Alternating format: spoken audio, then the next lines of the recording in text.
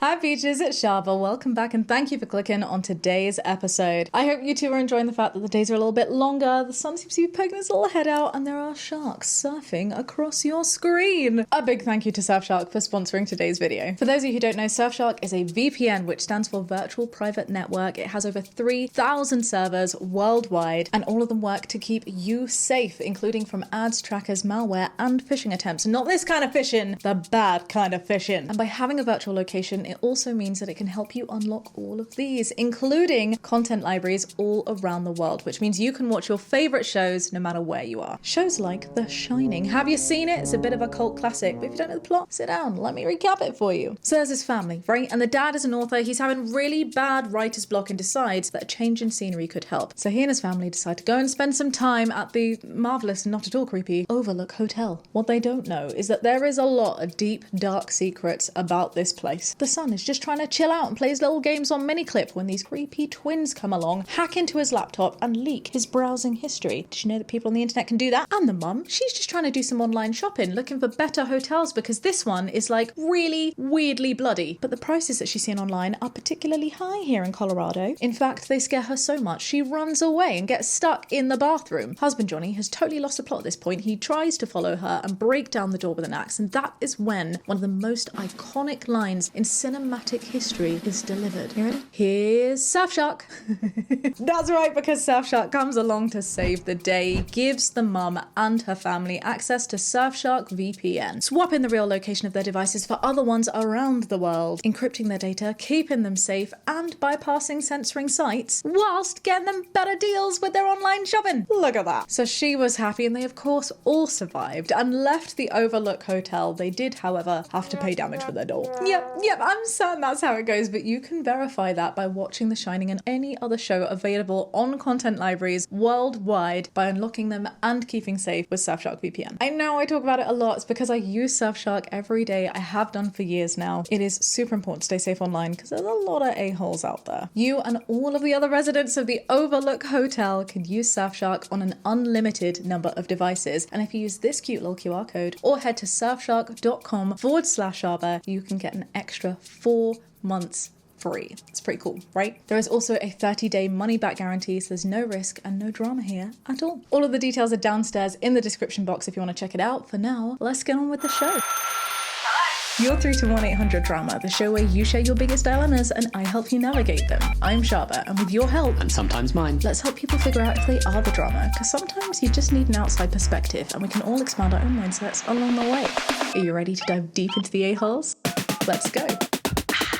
Alright, am I the drama for insisting my daughter should be allowed to go on the guys-only family trip? Oh, I'm not sure about this one. I can already see myself flitting between the two badges, so let's see. I have got 2 kids, says OP. John, who is 13, and Kelsey, who is 11. I love the name Kelsey. My daughter, Kelsey, has always been a bit of a tomboy and prefers to hang out with her older brother and my husband. I can see where this is going. She goes fishing and watches/plays sports with them. Meanwhile, I enjoy gardening and baking. It's no big to me. I love their bond and I'm happy that she's close with her brother and her dad. That is very sweet. Whilst I can anticipate where the problems are going to come in, I think it's really healthy that OP is saying, well, look, she typically does things that are maybe more boy-centric. I can see she's got this tomboy nature to her. I do not have that. Sometimes I feel myself fighting to be like, but gardening and baking don't have to be a particularly feminine thing, and fishing and playing sports doesn't have to be a particularly masculine thing, which is absolutely the case. Like, our gender should not dictate, our gender identity, I should say, should not dictate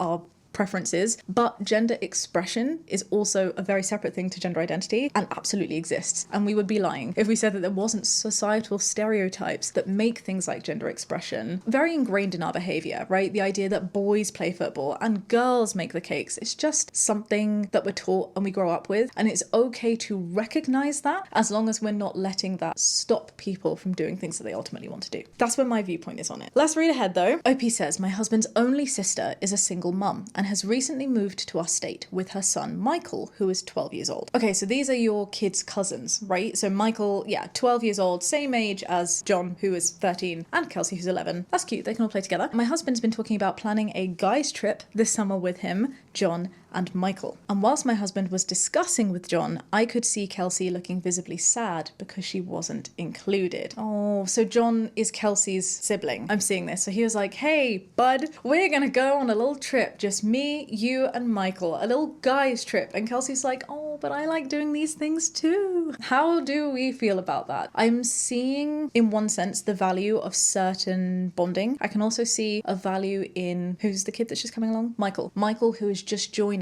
wanting to have like some form of bonding trip, being in a new place, wanting to feel like that sense of integrated community. But I am also struggling to see why any of that means that Kelsey can't be involved in it just because of her gender. You know, I don't think it'd be a stretch of the imagination at all to say that if Kelsey was a brother and not a sister, then Kelsey would also be going on this trip. So why does her gender have to change that? Especially if she loves doing those activities anyway, and you typically do that with John too. Why does it need to be a guy's trip? You know, that's where my head's at right now. Let's keep reading. Later on, I told my husband that Kelsey should go too, and that there is no reason to exclude her. He said that he just wants some guy time with his son and his nephew, and that men need to have, quote, their time away from women. I took offense to that comment, says OP, which led to an argument between us, and I told him that Kelsey needs to go, otherwise I will not approve of the money being taken out of our family vacation budget to exclude some of our family. Interesting. I guess what my head is trying to do now is determine how much the wife has a say in this. Like, OP has a say in this. I feel like if it's your joint family money that you're using for this trip, yes, OP definitely has some form of say, right? You're taking it from a vacation budget, I assume a budget where you also, OP, would be going on a vacation, and you don't mind the fact that you're not going, but you don't like the fact that one of your kids is being left out just because of their gender identity. Like, come on, guys, it's 2025. I'm trying to determine if I can sort of like understand the dad's point of view of like, sometimes we need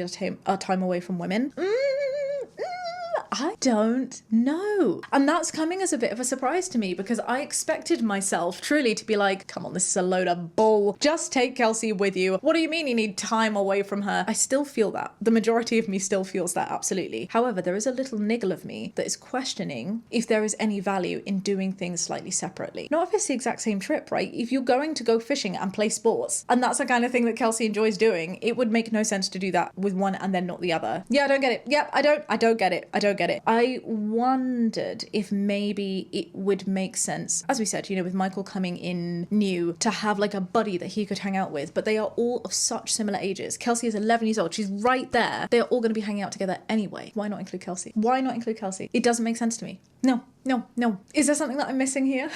OP finishes the post by saying, my sister-in-law texted me saying that I'm being controlling and ruining a good experience for the boys by being petty. I told her that I'm not being petty. I just don't want my kid feeling left out. So am I the drama? Interesting. No, I don't think you're the drama at all. That is my badge. And I would never call you the drama, even if I think that ultimately I think that it's right for Kelsey to not be on the trip, because at the end of the day, you're just not wanting one of your kids to be left out, and you are allowed to exert some level of control over how your partial funds are being spent, right? I want to just expand on that niggle a little bit that I'm feeling and why I'm feeling that way. And I'm wondering where gender comes into it. That's my question, like, to myself.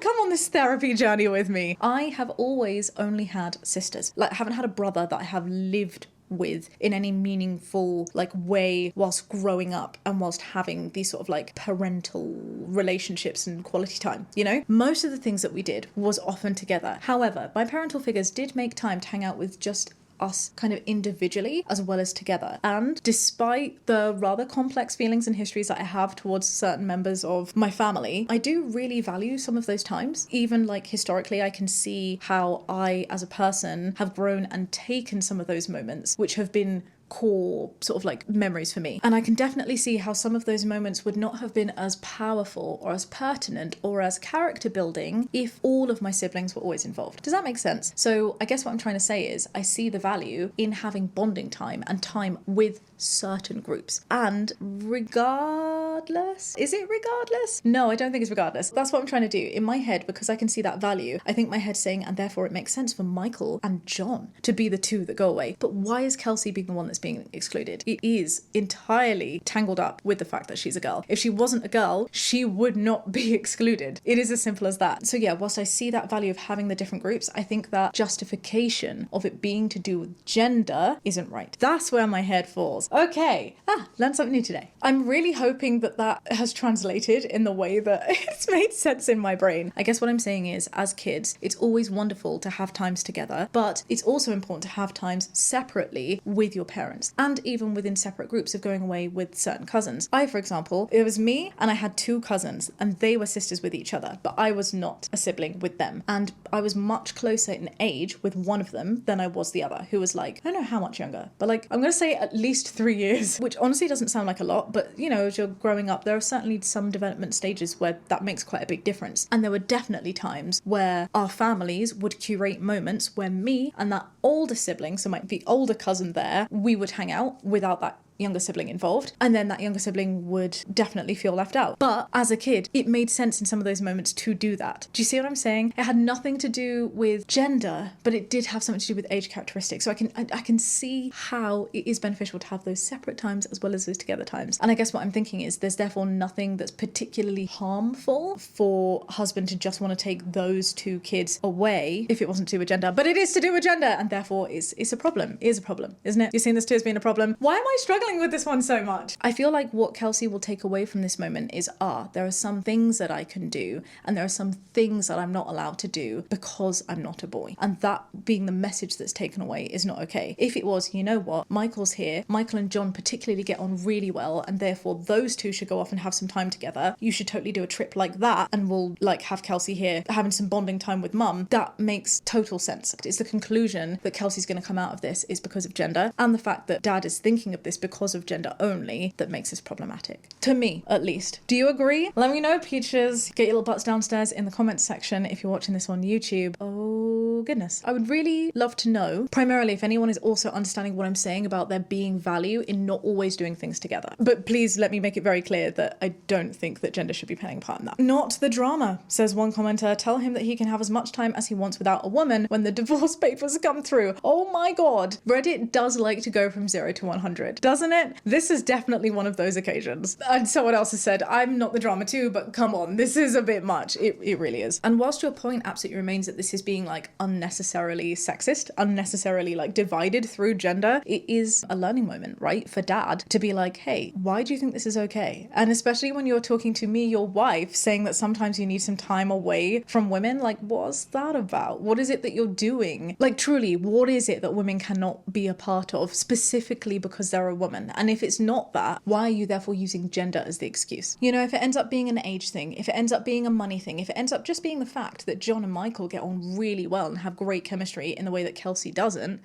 fine, but don't use gender as the reasoning, because that is what is harmful. That is what you're reinforcing both to yourself, but also to your kids, both the ones going and the one not going. Not the drama. It is fine for him to want time with one child, but this event comes off as designed to exclude one kid, and there is not a good enough reason to do that. I do appreciate this comment, and I'm glad that I'm not alone in feeling like it's fine to want to do things with some kids and not other kids. Oh, you are the drama. It is a guy's trip, time for the guys in the family, guys being capitalized, and I don't know if that's like an intentional thing or not, to talk about things that they don't want to talk about in front of girls. Again, what would that be? Teenage boys need safe spaces like that. There is no reason for your daughter to join. None. Quit being so ridiculous about this and stop trying to force your daughter on a trip that she is not welcome on. Take her on a girl's trip if it upsets you so dang much. I'm trying to not get my back up. I'm trying to see if there is any sort of like part of this comment that I can sort of understand a reasoning of. And the thing that I'm latching onto is this idea that teenage boys need safe spaces like that. I definitely do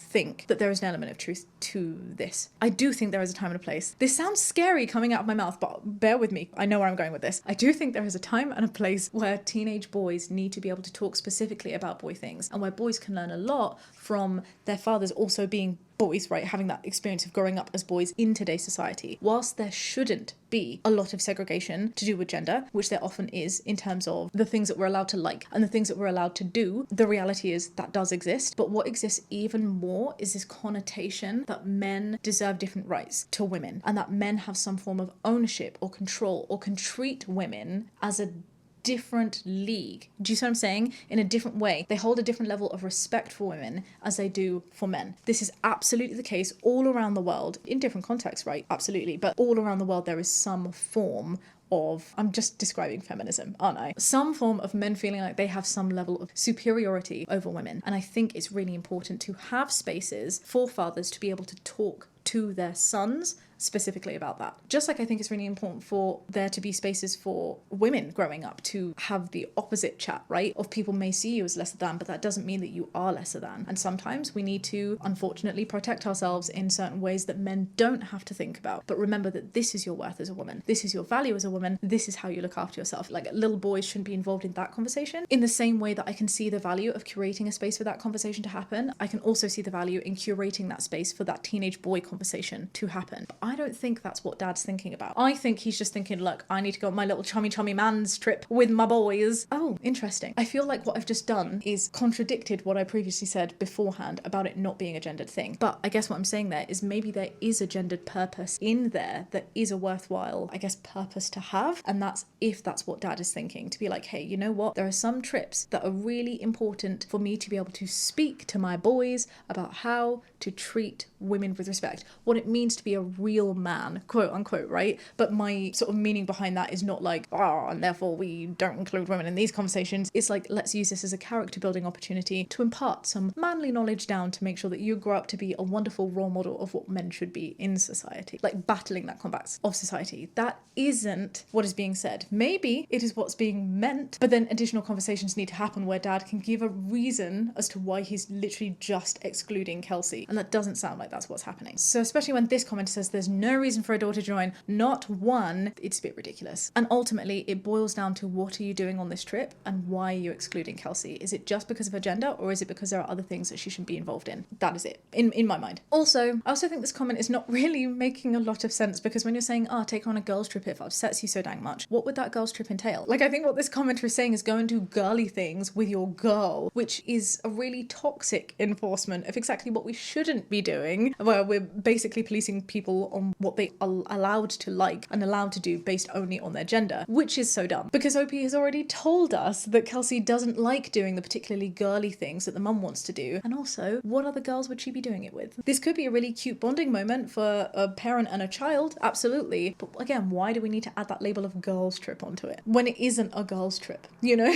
Someone else actually supported that comment and said, I think you should back off on this. I am all for a girls' night out and also father and son camping trips to bond and build trust. Those boys could have issues that young teen lads struggle with. I guess this was what I'm trying to say. I understand this comment a little bit more. And if, for example, the dad needs to have the talk, that's what he's wanting to do with Lil Jon and Lil Michael. I mean, what, he's 13 and 11? 11 feels like a little bit young. Like, to make it that big moment of, well, you know, this is what we need to do and how we need to treat people with respect. I'm just getting the vibe that that's not at all what dad is thinking about with this trip. Because if it is, that's definitely something that would have been said, right? It wouldn't have been the potentially very toxic excuse of sometimes us men need time away from women. Like, no. Another commenter says, it is not just that they're leaving your daughter out, they're doing it solely based on her gender. She's into the same things that they are, she'll have just as much fun, but your husband is behaving like somehow she will ruin the trip with her girliness. As a former tomboy, I know that feeling, and it sucks real bad. Protect your little girl and send the right message, not the drama. I totally agree with this. I think what this comment is saying in this two-stage way is, it seems that it's happening just because of her gender, despite the fact that she likes doing the same things. If that is the reason, don't do that. To a tomboy girl who also enjoys these things and would love these activities just as much as Jon and Michael would, because that would send the wrong message to society. That is correct. As a former tomboy myself, says someone else, you are the drama. Wow, we are like ping-ponging.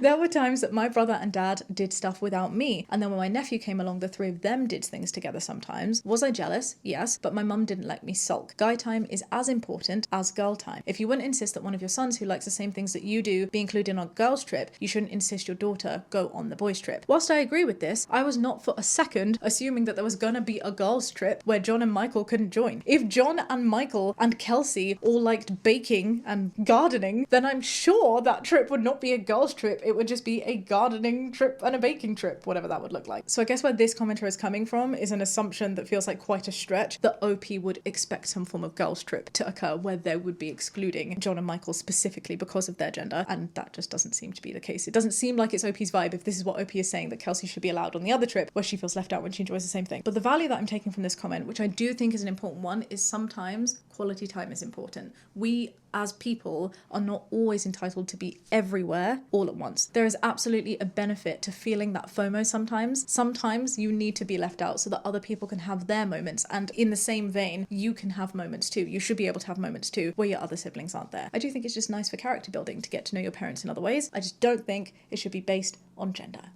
There we go. We got there in the end. Shaaba untangled her spaghetti of thoughts. Whew, there was a lot of divisiveness there though. I feel like that was pretty 50-50 on the forum as to whether people felt that OP was a drama or not. I'm standing firm, not the drama. Let me know what you think, Peaches. Drama. Alright, this next submission was a cross post from the 1-800-drama subreddit and is simply called I Can't Understand What I Did Wrong, which feels very ominous. Let's see. OP is a 33-year-old gay man and has recently started dating somebody that they really like. It is coming up to 2 months as OP from the first date to present. Prior to this, I had been single for 3 years, mainly due to personal reasons, mostly mental health related. Okay, a relatively new relationship. I see you, having done some growth for yourself. If you can't love yourself, how the hell are you gonna love somebody else? I've been singing the praises of the guy that I'm seeing from the rooftops, telling my friends about him, etc., etc., and everyone has been incredibly happy for me. But one of my friends, a 30-year-old gay man who is also single, has a negative response about his own dating experiences to share every time that I bring up the guy I'm dating in conversation. Interesting. My head is saying one of 3 things. Let's read on. We're very close. We talk about anything and everything, but for some reason he is giving me the sense that me talking about my personal happiness and dating success, thus far, long may it last, hallelujah, is offensive to him. He is rude and dismissive in conversations about this very sudden success in my dating life. So am I being insensitive by mentioning the guy that I'm seeing and what we're doing and how well things are going, or what? Alright, the same 3 things that were in my head the second I heard that he was unhappy are the same 3 things that stand now. You ready? I feel like there are 3 things going on. 1, this guy, friend, we need to give him a name. Frederick. I don't know why, it just sounds right. Frederick is into you, babe. He is into you and he is mad that you have somebody else that you are happy with because he wants to be that somebody else. That's the first thing that could be happening. 2, he knows this person that you're dating and he doesn't like that person. Look, it's a bit of a stretch. I see that. I'm just wondering because especially with the whole negative response about his own dating experiences to share every time you bring it up, maybe, I don't know, this is like some subtle coded way to be like, this happened to me, and by the way it was with the same guy but I can't tell you that because I don't know how to tell you that. Do you know what I mean? Like I could maybe see that happening, especially in like the place that I used to live. It was a very small town and the gay community,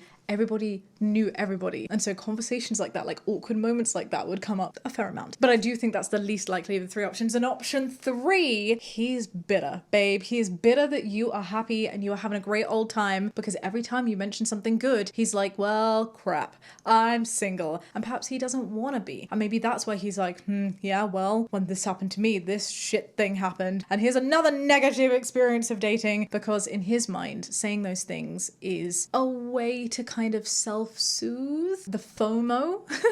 By combating your positive with a negative experience, it may be a way to remind himself, even if this is a subconscious thing that is happening, that dating isn't all that great and therefore he's quite dandy being single. Those are the 3 options in my mind that it could be. Having said all of that, no, I do not think that you're the drama in any 3 of these options. I do think that it may be insensitive if what happened is you continued to kind of just ignore that and kept going on about how wonderful your experience was, noticing that he's not having a great time, your friend, without bringing it up and at least questioning why. I feel like if you're really close and you can talk about anything and everything, we all have those gorgeous friends, right? This is one thing that seems quite abnormal, right? That's why you're here. You're like, for some reason, he doesn't seem happy about this. It feels like that's a kind of context in a relationship that you could be able to say, hey, babe, I just want to bring something up. Every time I mention Bobatha, my new dating fling that I absolutely love, I can sense that you're getting a little bit tense. Do you not like him? What's that about? I maybe wouldn't say, do you not like him? Yeah, that was a bad suggestion. I would maybe bring it up in the sense of, Bobatha, I noticed that you don't respond in a particularly great way. I'm sorry, I don't want to piss you off. Can we talk about that a little bit more? Like, where do we think that's coming from? You know, being able to open the conversation up and letting your friend lead with where that's coming from might really help. It might be that he doesn't realize he's doing it. It might be that he does realize he's doing that, but he doesn't feel feel like he can tell you about it. Either because just like you're worrying for your friend's worrying for you, like, ugh, I don't want to say anything because I don't want to burst his happy bubble, but I'm feeling really sad about myself, which is of course not something that you would want your friend to be sad about, right? And it doesn't mean that you can't talk about it, but I think it will provide a good context for you to understand maybe the right context in which to bring it up, and therefore be a little bit more sensitive about when you do bring it up. Or if it's more like the rom-com plot line of option number one where he fancies you, it might be that he's not ready to have that conversation with you, or that is a conversation which you'd have it together. And that would be a very important conversation to have, especially because right now it seems like it's already affecting your relationship, your friendship in some kind of way. There is one world in which I could see that you are the drama.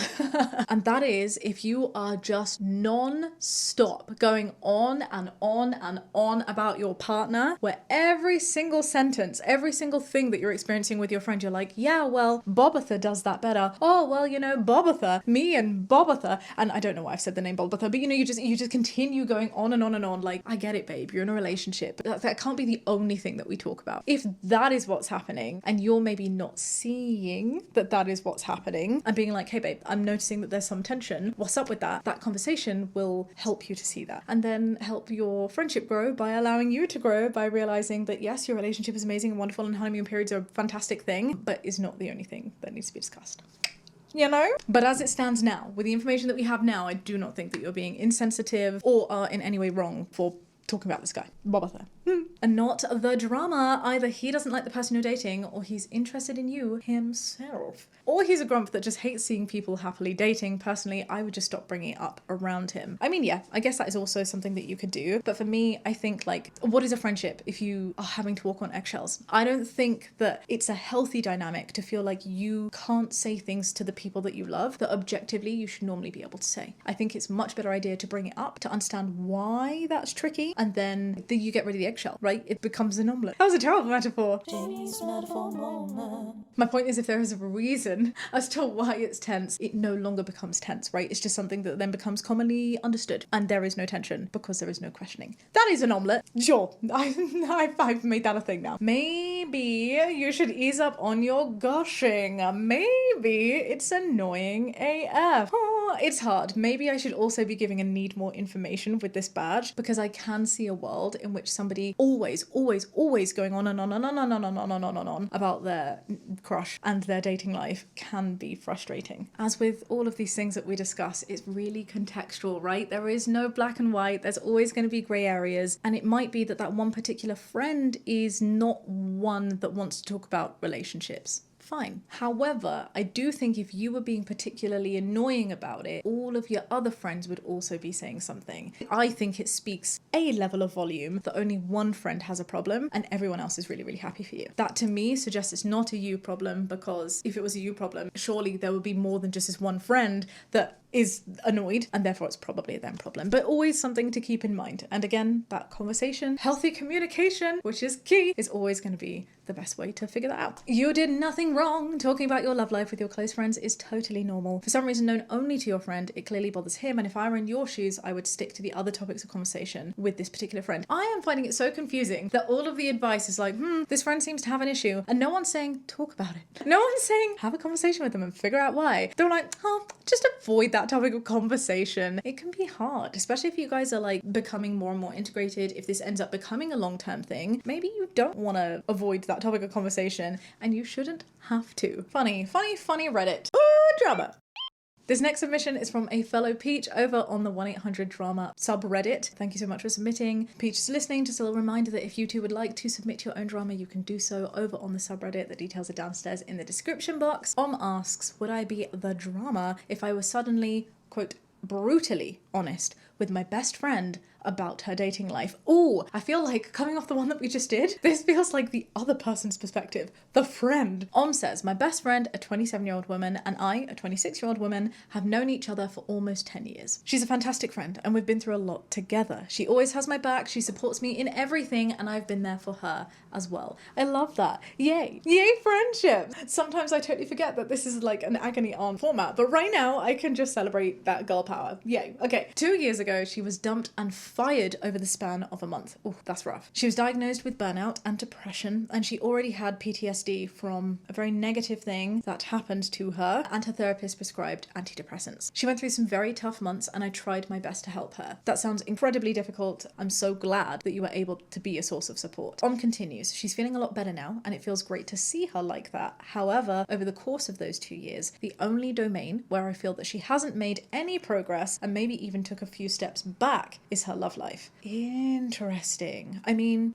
is it surprising? Maybe not, especially if from, you know, what you said, that sounds like there's a lot that she needs to be able to work through, and that trauma can lead to some questionable decisions sometimes. Let's read on. I feel like we need some more context. Says that she started dating again a year ago. Okay, so she's been dating for about a year. Because I felt that she was a bit more fragile after the burnout, breakup, and termination, I spent a lot of time just reassuring her and agreeing with everything that she said, because I didn't want her to think that I wasn't supporting her, and I was hoping that she would gain her confidence back. What does that mean? Let's read on. For context, her family is slightly religious, slightly posh, and slightly fat-phobic. Her mum in particular is very intense about weight and appearance.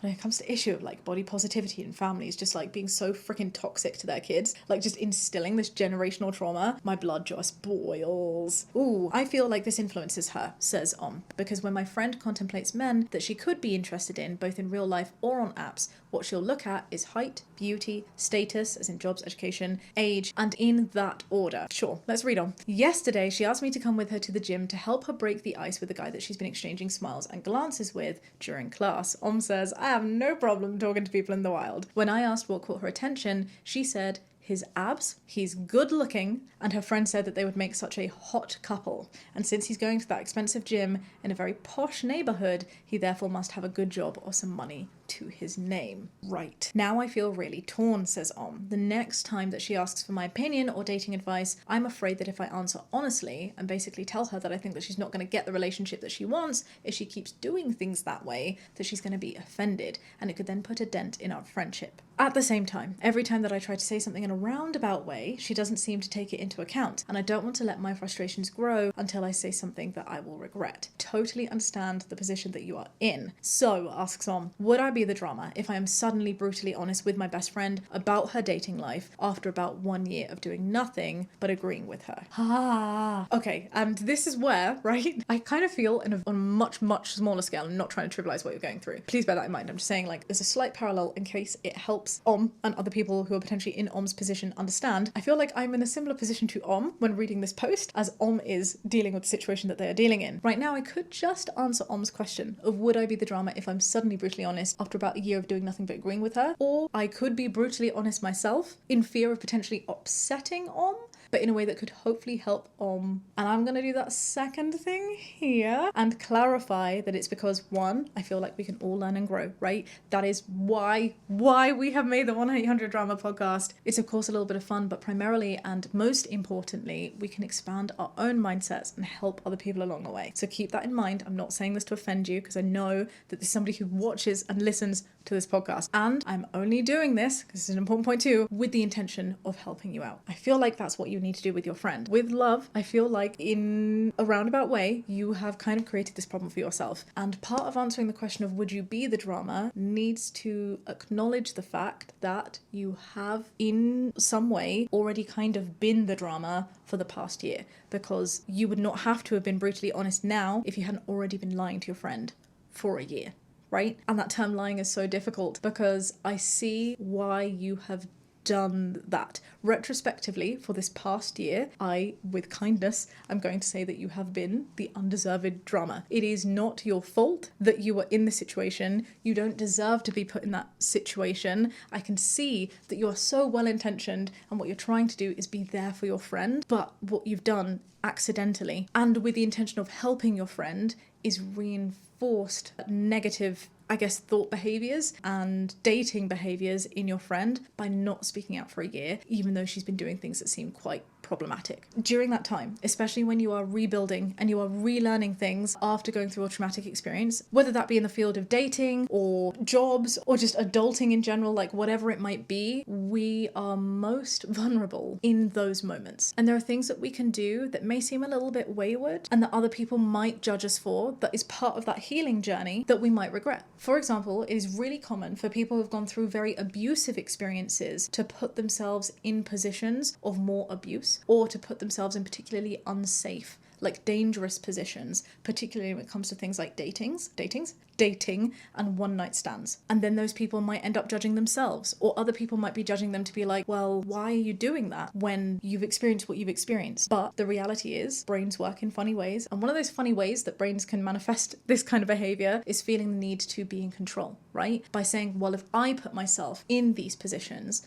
no one else is taking that from me. Do you see what I'm saying? I self-sabotage my dating experiences if I go on these relationships with people who I know are not particularly good for me, or if I do things that are being shallow and self-centered. It's a bit of a self-fulfilling prophecy because I'm putting myself in that position either because I don't feel like I deserve not to do that, or I don't feel like I can be vulnerable enough to truly go through this experience and find someone to date that could potentially hurt me in a way where I let my guard down and I don't see it, whereas if I do it this way, I have that control of knowing I'm dating crappy people. So when they are going to be crappy to me, it's not going to be a surprise. I really hope that makes sense as a thought process. And it sounds like maybe that's kind of what your friend has been doing. And it's in those formative months where she's doing that you, as a friend, being the best possible friend that you could be, the real way to help her would be to be like, hey babe, I know this is hard and you need to do what you need to do. And I'm here for you to pick up the pieces of any dating experiences that may not transpire, but this is not healthy. This is not a sustainable way to date. This is not the right way to decide if somebody is right for you. And if you had done that at the time that it was most important, it would seem significantly less brutal to do it now. Does that make sense? So I guess what I'm saying is, no, you would not be the drama to be brutally honest with your friend now, but the only reason you're kind of in this situation is because you're kind of the drama. Oh, I feel bad, but that's why the undeserved drama badge exists, right? I do it with condolences and love. Truly, I really do. It's kind of because she's already thinking that this is the right thing to do and no one has told her otherwise. So for a year, which is quite a long amount of time, this has now become an ingrained behavior. It really isn't your fault. I really want to make that clear. Obviously, you're just trying to be a good friend. And obviously, she is an adult and capable of making her own autonomous decisions. And you are not in any way to blame for her negative relationships at all. Where I'm saying that the accountability lies in the fact that now it will seem brutal advice because it's such a contradiction, because you've essentially been lying to your friend for a year in reinforcing behaviors that are negative. But you know what they say? The best time to do the right thing was then. The second best time to do the right thing is right now. And I absolutely think that being brutally honest is a good idea. And maybe you can soften that brutality. Maybe it can be a conversation of, hey babe, let's go out for a coffee. I wanted to have a chat with you about this dating. It's been a good old year that you have been dating again. And whilst I'm really happy for you, and I feel like in so many ways, you're smashing it. You're absolutely smashing it. There's something that I've been a little bit afraid to say to you because I didn't want to hurt your feelings. But I do think that long term, me being here for you, me having your back, means me being particularly honest about some of these dating behaviors. And I think you would significantly increase your chances of finding your wonderful Prince Charming or Princess Charming, if that's your vibe, by changing this list of rankings a little bit. Let's focus together. Let's serve some hard truths right now on what we really should be looking for in a relationship. And some of these things are not it. The fact that your friends are saying it's a hot couple, yeah, like sure. It's okay to want to date people who you find super attractive. Attraction is a very important part of dating, absolutely. But we also need to make sure that we are equally valuing the values of a person beyond their looks and what's in their wallet and what kind of gym they can afford, So let's have that conversation over some mimosas. It's hard, I know it's hard, but it's also a sign of love. And as long as you package it with that sign of love and package it with how proud you are of everything else that she seems to be absolutely smashing in life, you can be a wonderful, wonderful best friend now. And you've already been a wonderful, wonderful best friend, but not best friend because of this lie that I understand you tried to protect her with, but is ultimately not protecting her or serving her best interests. I hope that makes sense. I feel mean. Which is why I was saying, you know, the kind of parallels in how I'm feeling to right now and how is going to feel. I'm hoping that that's going to be really useful advice, hearing it from that objective perspective, right? And knowing that makes me feel less mean because I know that I've done the right thing, that I'm really trying to serve your best interest truly with no other motive. And I'm really hoping that you can see that that's the position that you'll be in with your friend. Does that make sense? I feel like I have waffled a lot in this video. I'm so sorry. We do actually have some comments on this one from other fellow peaches on the forum. I'll go through some of them now, but do remember that if you would like to help out yourself, you can go and take a look at the subreddit and give some advice. Just remember to be kind. No drama here. I think that you should not feel obligated to lie to your friend and agree with everything that she says or does, especially in the context of her asking you for help with carrying out a plan that you're not comfortable with. At the same time, I don't know if brutal honesty is the right approach either. You're definitely within your right to set that boundary and say that you're not comfortable helping her pick up guys in a way that you think would be potentially damaging for her, and you can respectfully explain why you disagree with her approach to dating. I wouldn't go further than that with sharing unsolicited opinions about her love life. That is really interesting. I would go further than what this commenter is suggesting, this peach, but I'm not saying that it's wrong. It's just difference in opinion. I often put my foot in it. I do. But my friends also know to expect complete honesty from me. So I don't know, peaches, if you have any other suggestions that could be the right or alternative ways to deal with it. Another peach has said, the fact that you've previously agreed with everything that she said is probably going to cause some complications here. There are ways to disagree respectfully and gently, which is also what I suggest here. You don't have to be brutally honest in order to be explicitly clear. I love that. That hits the nail on the head and says so concisely what I think I've been trying to say. We can soften that brutality while still being clear. Next time that she asks and seems only to be attracted to looks, maybe you can tell her that you hope she gets in a relationship that's got a strong emotional and personality connection, that you wish her lots of happiness and that you worry about her. That said, some good relationships start on much shallower grounds, and physical and sexual attraction is important to some people, even foundational, but it doesn't mean that the other types won't kick in later. I really love this comment, and I love the fact that it's like a gorgeous little template of what you can say. But again, if any other peaches have any suggestions, pop it in the comment section or over on the subreddit. Opie's actually responded and said, reading the comments, I feel like I've used the word brutally a little wrong. I mean directly, as in I'm already doing that indirect approach of like joking and saying things like, well, I hope he has the kindness and sense of humor to back up the abs and match the personality, which is absolutely the right thing to do first. I'm just afraid that me only half saying what I want to say is going to build up some resentment or tensions on my side, and I'd rather bite the bullet in a controlled way than have it explode and say things that I regret. I'm totally with you. This would exactly be me. I feel like there are moments where if I feel like I needed to tell my friend something, if I was trying to bite my tongue and I could see them going down routes that I would consider potentially damaging because they're not learning from it and I don't feel they're making like fully informed decisions, it would come out in like a potentially passive aggressive way, and then I'd have to come clean anyway. So I hear you. And I think that little drink moment would be a really wonderful one for you guys to have some bonding time and share some hard truths. And it can absolutely be packaged in, and look how well you are, and look how fantastically you're doing, and look how much I love you, and I'm only saying this because I'm here for you, boo. You know, Opie continues to say that the reason I'm so worried about her focus on looks is that I fear it's also about her feeling that her own good looks are the only good thing about her. She literally does modelling on the side and has since she's 14. Her mother is often harping her about her weight and how she has to maintain her good looks in order to get married, and I'm afraid that her outlook on men reflects her outlook on herself and what she can bring to a relationship. I think that's such wonderful insight, and clearly, like, you know what's what. You know what you need to do and what your friend needs to do and what your friend needs to prioritize. And I think especially when you can see that somebody has like a network that may not be the most supportive, and this family toxicity is really, really valuable for your friend to have someone like you who's there and has her back. Best of luck, Peach.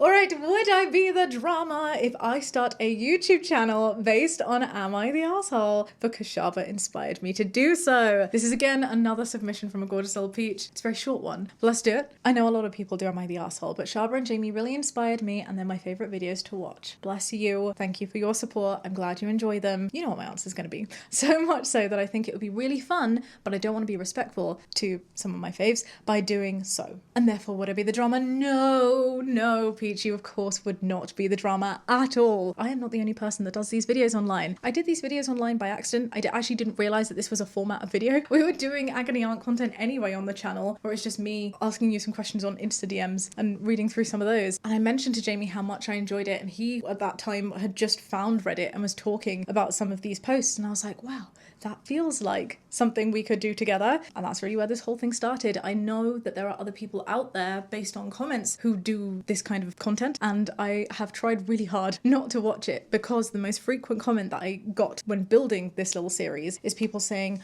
wow, I love how you do it differently. And I was like, oh, what am I doing differently? But then I didn't want to know what I was doing differently, because that would mean looking into what other people were doing and then possibly changing what I was doing, which wouldn't have been based on me, but what I felt I needed to do in order to grow or something. I guess all of that is my very roundabout way of saying, I don't own this content, babe. I'm so hyped that in some way you have been inspired to create. I would love everyone to create if possible. I think it's a really wonderful, fun thing to do. So you do you, babe. You go for it. You have fun. Go forth and make more fun and safe and inclusive and hopefully, like, in some way helpful and positive bubbles of the internet. I'd love that for you. You do not need my blessing, but seeing as you are asking, you absolutely have my blessing. And I would be so surprised if anybody else says differently. I don't think they would mind. A lot of people do videos like this. Exactly that. Exactly that. Not necessarily if you give it a unique name and twist. That is a really good point, to be fair. The only thing that I would say, and I guess be like a little bit upset at, is if you then started using the same formats that I've spent time putting like my creative efforts into. Give it a different name, don't use the badges, that kind of thing, you know, like it's common sense, but it's also like I wouldn't expect anyone to do that, because that's like part of the fun, right? In making your own gorgeous bubble on the internet, exactly that, your own. There are plenty of other channels on YouTube that read Am I the Arsehole Post and give opinions. One of the other ones that I watch is Am I the Bad Apple? That is so cute, with a former teacher. Oh.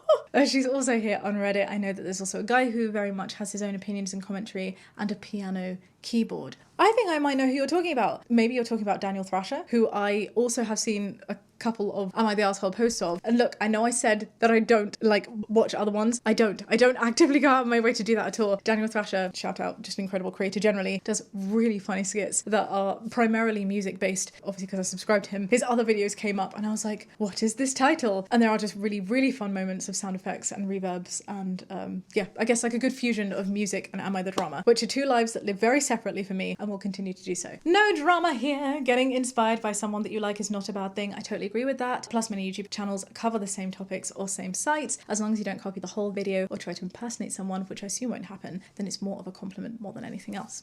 Good luck starting your own channel, and I love this little photo of sending good vibes. I too am sending good vibes to you. Also, if you want to use the 1-800-DRAMA subreddit to respond to some yourself, you are also welcome to do that. Just make sure that you're doing it in fair use. Obviously, credit the subreddit and make sure that the people that you're using the stories of are happy with you doing so. We make it really clear that anything posted on the subreddit will be used for this podcast purposes. And secondly, I totally agree with that. I need to change my badge. No drama here. No drama here. It's not the drama, because there's no one else who is the drama. I always forget this badge exists. Anyway, what a lovely wholesome one to end on. Peaches, if you enjoyed this episode, do give it a thumbs up and subscribe if you're listening over on YouTube. If you are listening on a podcast platform, remember that you can rate every episode individually as well as a podcast overall. Thank you so much for rating so far. We're sitting strong on a 5-star with over 1,000 ratings. I am super duper happy with that. Jamie and I are cooking up. We're doing it. This secret little teaser project that we are working on, it is a progression. There is a big announcement that we're very excited to share with you at the end of the year. For now, we're actually working on a little mini announcement in between that I think is pretty sweet. I'm very excited for, and it won't be too much longer until I can share that with you. Because I seemingly like to stay busy and not have time to sleep, please also remember that I have some music that you can go out and check. My latest song, Weird, is out for you to stream, and I don't know when this goes up if I will have teased my next one yet, but it's called Ouija,